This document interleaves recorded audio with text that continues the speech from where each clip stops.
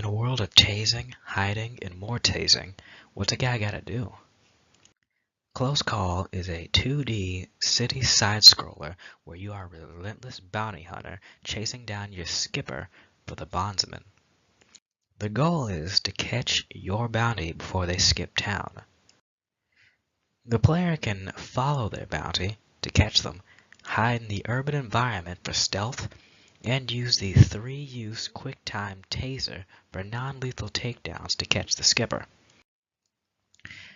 If you get too close to the skipper, you'll set off the suspicion gauge. Each gauge is more troublesome than the last. At level 1, the target will turn around and see you and be more alert. It will be harder to get close.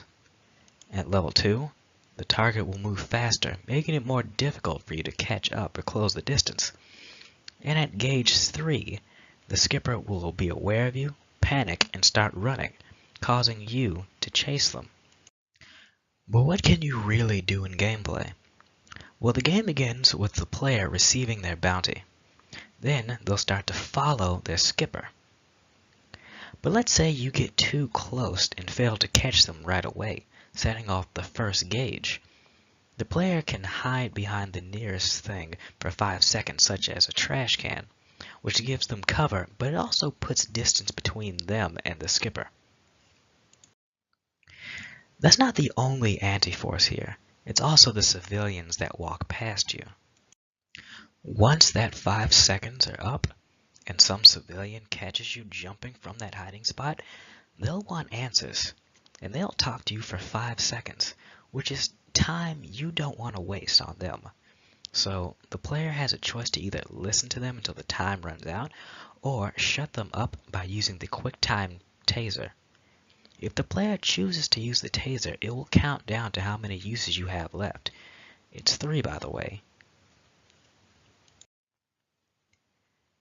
Now, let's say the gauge is up to 3. The skipper panics and the player has to chase them down. If they get out of town, you lose. If you manage to catch up with them, you can use the quick-time taser if you still have any to use. If not, the only way to subdue the skipper is to punch them. When this is the only option, 3 random keys will pop up on the screen, and the player will need to press them within a certain time limit, or they'll be knocked out and lose the skipper and the game.